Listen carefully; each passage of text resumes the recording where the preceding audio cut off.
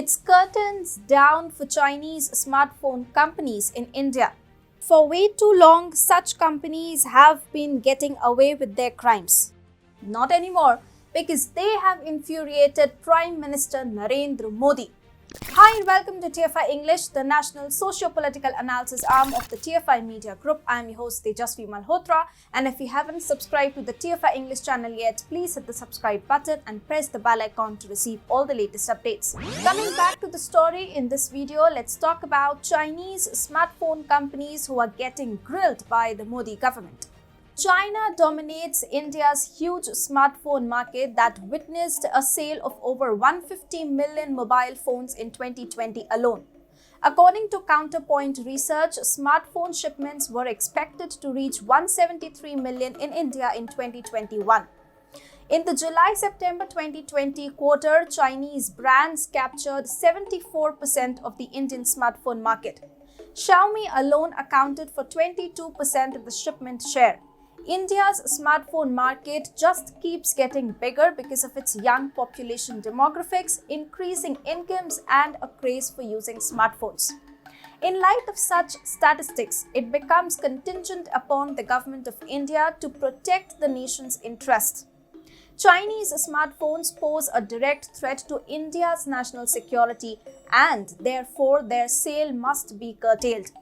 In fact, the BJP-led government of Prime Minister Narendra Modi is finding it very easy to take action against Chinese smartphone companies.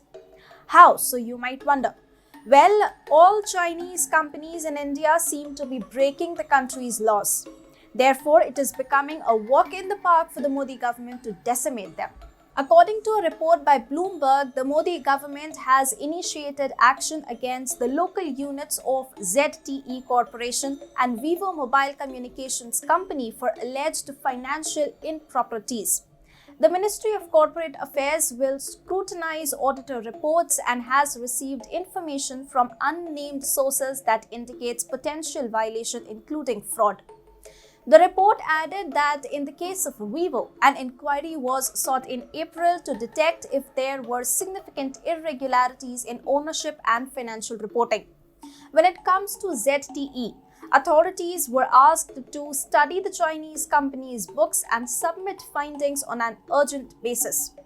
Action against ZTE and Vivo comes as part of a wide-ranging crackdown on Chinese smartphone companies in India. The Ministry of Corporate Affairs has started the process of inspecting books of accounts of more than 500 Chinese companies.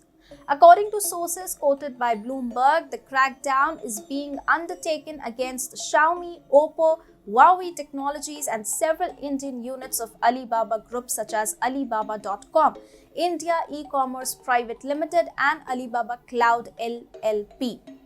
The Nirmala Sitharaman-led ministry has already sent letters to some firms seeking details on directors, shareholders of the companies, ultimate beneficiaries and owners, while it is in the process of seeking similar details from the rest of the companies.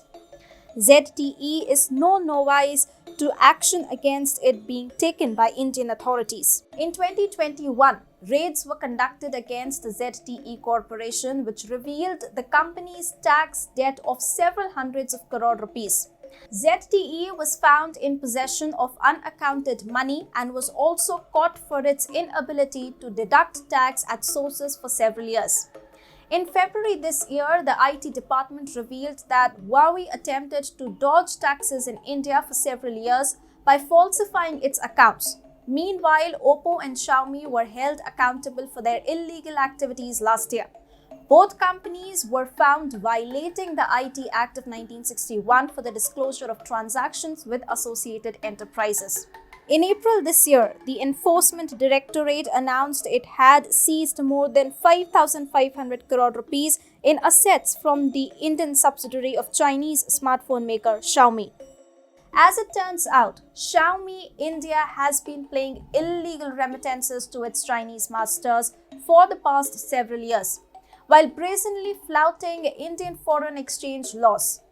The company has remitted foreign currency equivalent to 5,551.27 crore rupees to 3 foreign-based entities, which include one Xiaomi Group entity in the guise of royalty. The central government, led by Prime Minister Narendra Modi, is not a very big fan of Xiaomi. In January this year, the Union Ministry of Finance had said that Xiaomi India was evading customs duty by way of undervaluation, as a result of which an investigation was initiated by the Directorate of Revenue Intelligence against Xiaomi India and its contract manufacturers. Chinese smartphones do have lower prices. However, the lower prices are enabled by bloatware, which is a system of pre-installed apps on a smartphone.